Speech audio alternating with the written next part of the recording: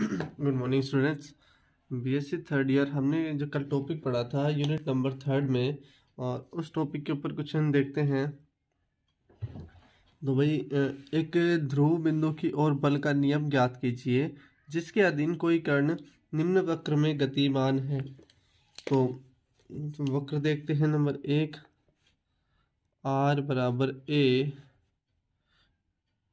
की power theta और cot alpha, जो कि क्या है भाई, एक समान कोणिक सर्पिल है। समान कोणिक सर्पिल। इसके लिए बल का नियम ज्ञात करना है।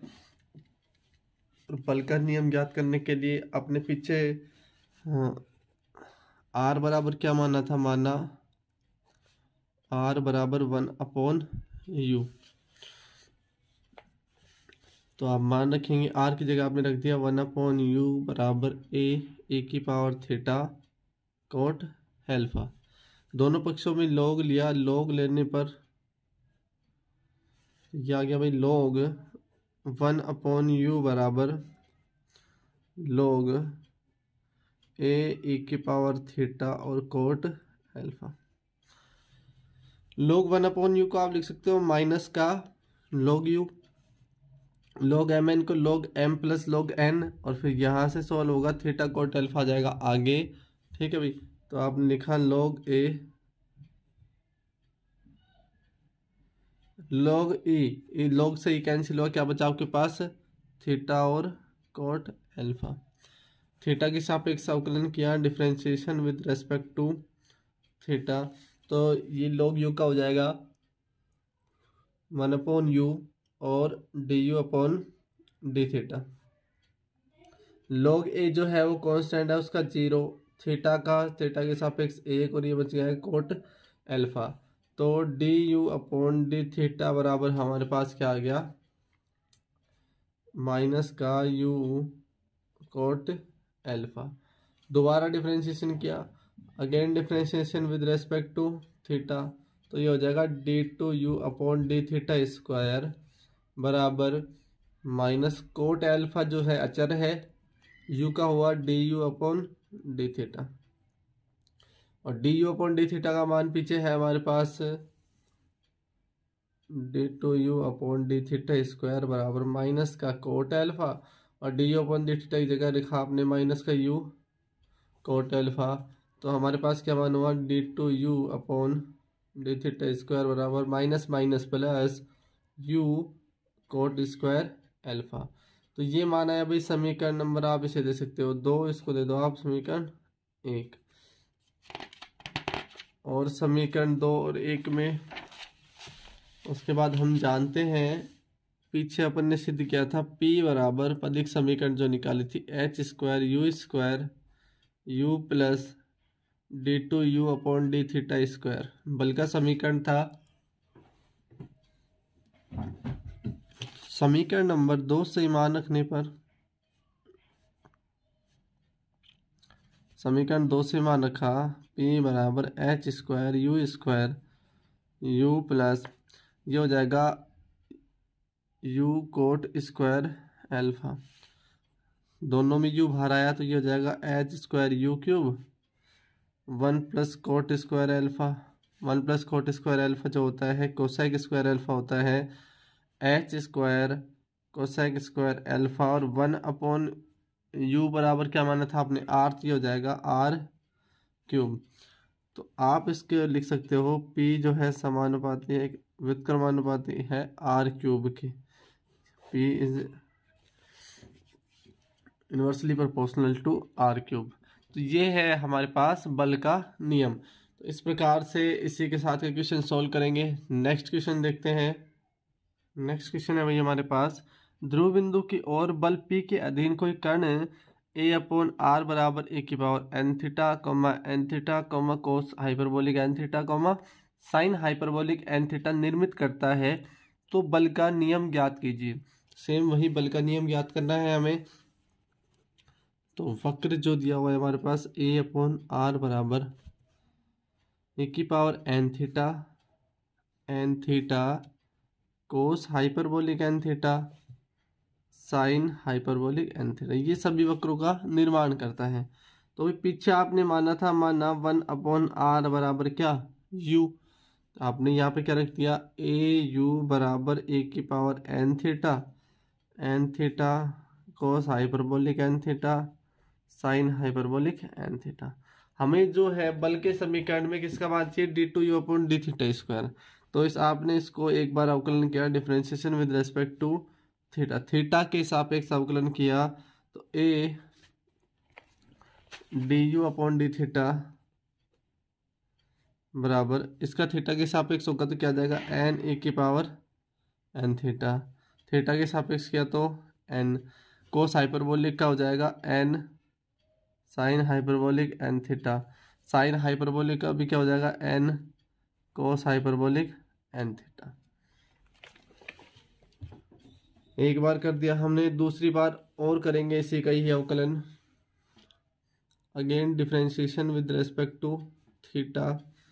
तो ये हो जाएगा a, तो ऐसे कैसे d2u/dθ² बराबर n² e की पावर n थीटा,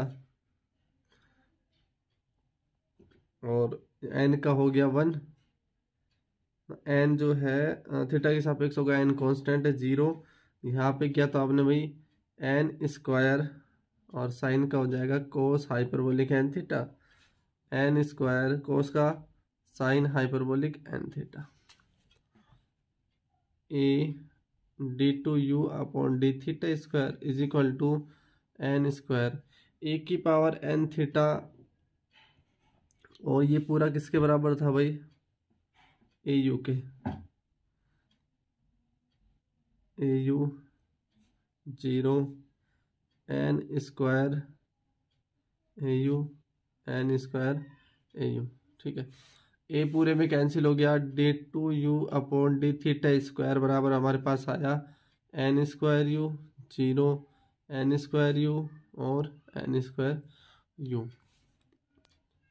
अच्छा, बल की समीकरण P बराबर हमने क्या पढ़ा था, h² u प्लस d2u/dθ²।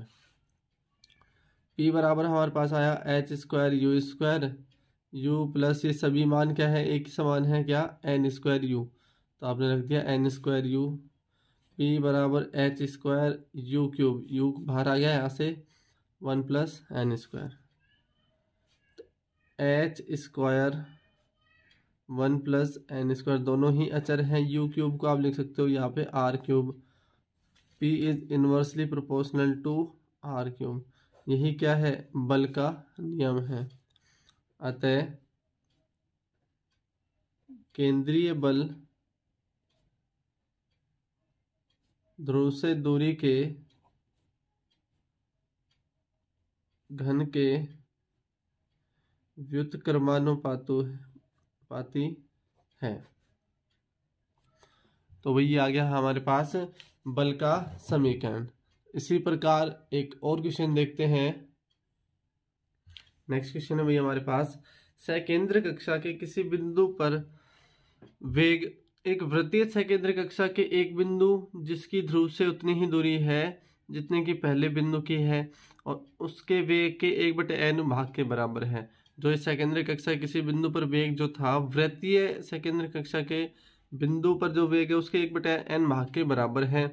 प्रदर्शित करें कि केंद्रीय बल जो है 1/r⁴ + 1 के समानुपाती है तथा सकेंद्र कक्षा का समीकरण जो है वो निम्न होगा क्या, r⁴ n² - 1 = a⁴n² - 1 cos n² - 1 × theta. तो सोल्व करते हैं हम इसे।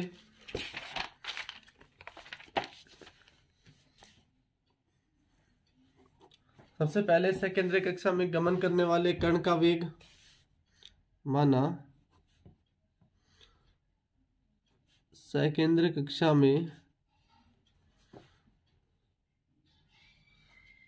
गमन करने वाले कण का वेग जो है v है तथा ध्रुव से दूरी बराबर r। वृत्तीय कक्षा में गमन करने वाले कण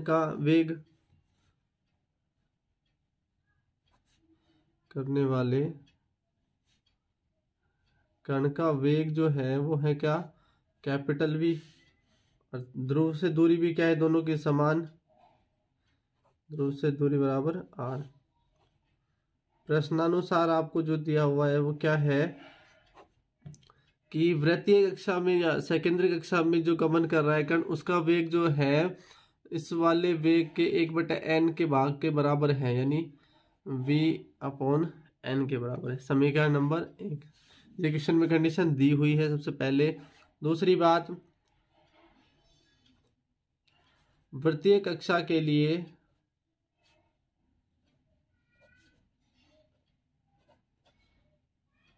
किसी बिंदु पर वेग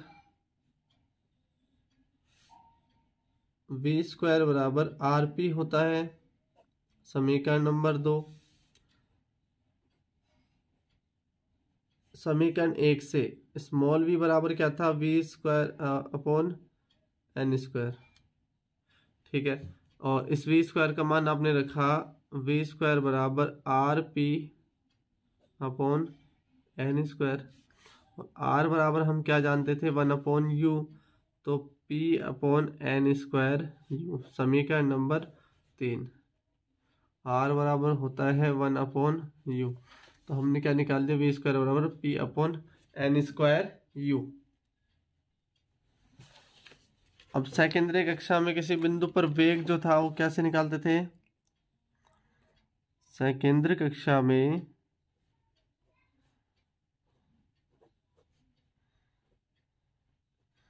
किसी बिंदु पर वेग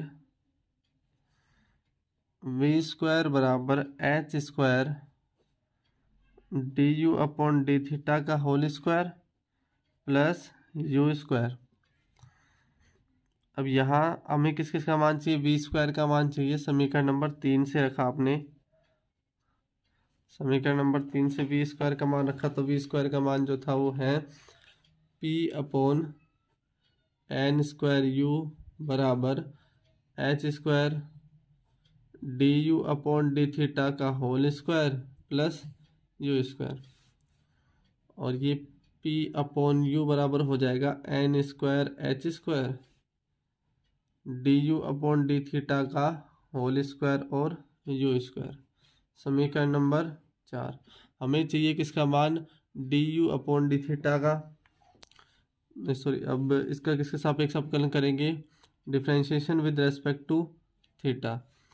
तो p ऐसे कैसे है ना, 1/u, तो ऐसे कैसे है, किसका किया, dp/du के सापेक्ष, और du का होगा थीटा के सापेक्ष, माइनस p ऐसे कैसे, और u का हो गया 1/u का 1/-1/u², और du/d बराबर n²h²। इसका किया आपने 2 du/d और d2u/d² प्लस u² का 2u। थोड़ा सा और सॉल्व करते हैं भाई इसको, कि 1/u dp/du माइनस p/u², और इसमें से कॉमन ले लिया आप du/d। यहाँ भी हो जाएगा भाई du/d, n²h², और यहाँ से 2 भी बाहर आया, और du/d भी बाहर आ गया।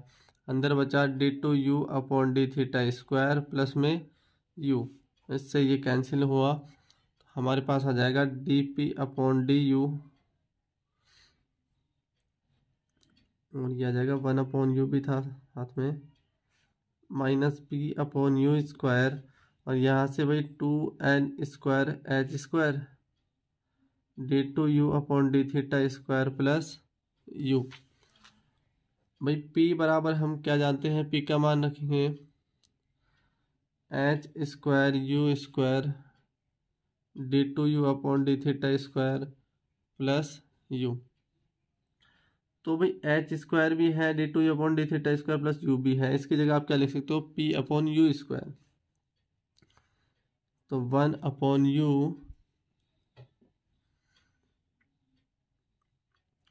dp/du माइनस p/u² बराबर 2 एज इट इज n² भी ऐसे कैसे, और इस h² और इस पूरे की जगह आप क्या लिख सकते हो, p/u², p/u²।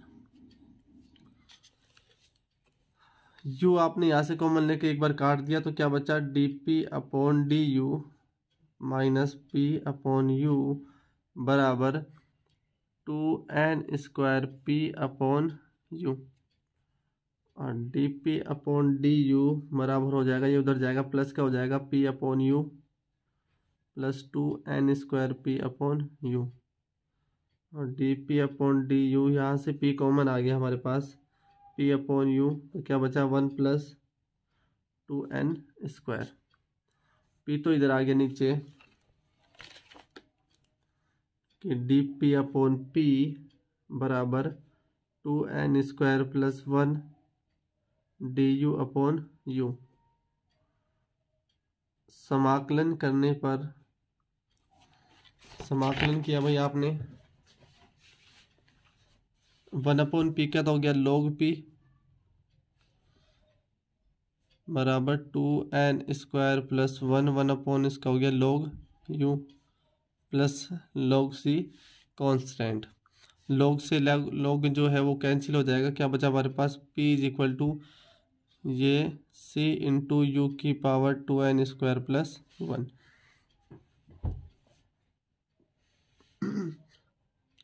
u जो था वो किसके बराबर था, 1/r के बराबर, तो आप इसे लिख सकते हो r की पावर 2n² प्लस 1। तो p जो है वो समानुपाती है किसके, 1/r की पावर 2n² प्लस 1 के। एक चीज़ तो हमें सिद्ध करनी थी कि केंद्रीय बल जो है वो किसके समानुपाती है, 1/r की पावर 2n² प्लस 1 के। अब आगे देखते हैं भाई, p बराबर क्या आया था हमारे पास, cu की पावर 2n² प्लस 1। समीकरण 2 से मान रखेंगे, समीकरण 2 में हमारे पास मान है v² इक्वल टू rp, ठीक है, तो p का मान रखेंगे यहाँ से, समीकरण 2 में मान रखने पर v² v बराबर तो क्या आया था हमारे पास,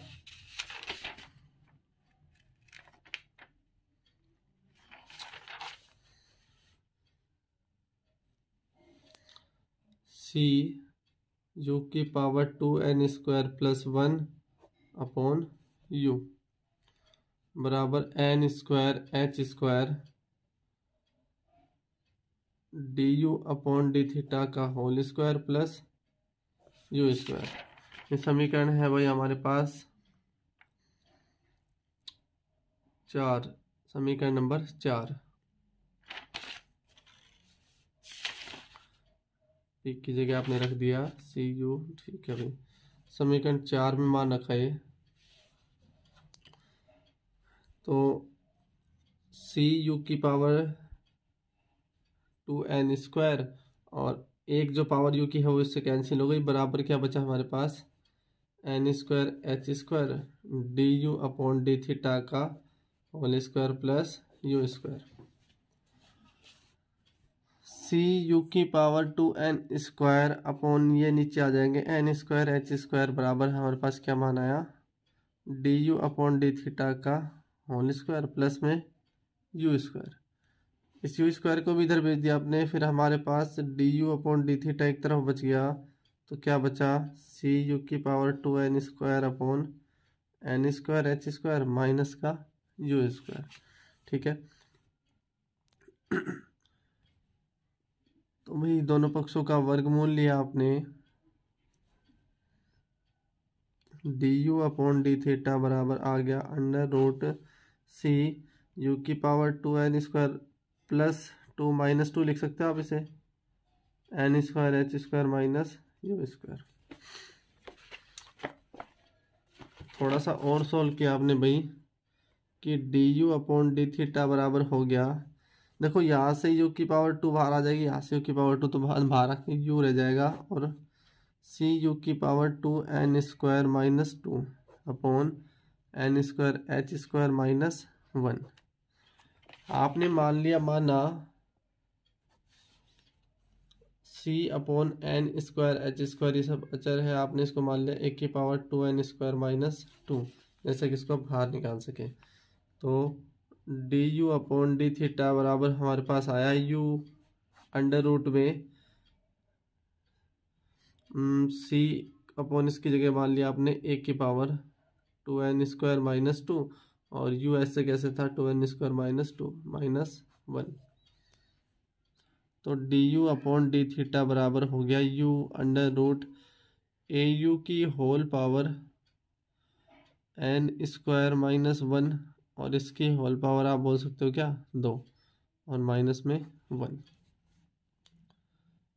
डी यू अपॉन ये यू का पद है नीचे आ जाएगा, इसका समाकलन में होगा ए यू की होल पावर n² माइनस 1 और इस पूरे की पावर 2 माइनस 1 स्क्वायर और ये हो गया 1 यू भी बाहर बराबर डी थीटा। माना ए यू स्क्वायर या ए यू की पावर n² माइनस 1 को आपने क्या मान लिया सेक जेड मान लेते हैं, सेक जेड। तो आपने इसका अवकलन किया, क्या हो जाएगा n² माइनस 1 आगे ए यू की होल पावर n² माइनस 2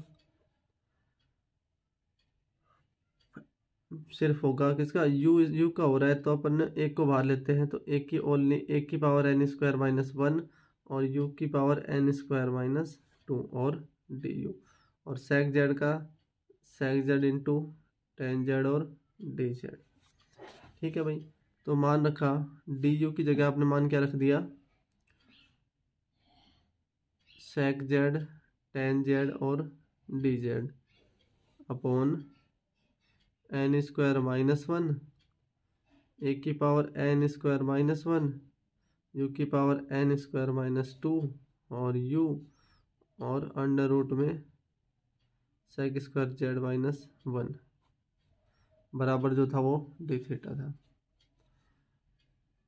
सेक जेड और ten Z D Z n² minus 1, तो ये u की पावर n² माइनस 1 हो जाएगी, तो यहाँ ए यू की होल पावर n² माइनस 1 और sec square theta minus 1 under root जो होता है वो टेन जेड होता है बराबर डी थीटा। टेन से टेन कैंसिल हुआ, ऊपर बचा हुआ है हमारे पास सेक जेड और डी जेड। अच्छा, आपने इसका मान क्या माना था ए यू की पावर n² माइनस 1 जो था सेक जेड n² माइनस 1 और सेक जेड बराबर डी थीटा।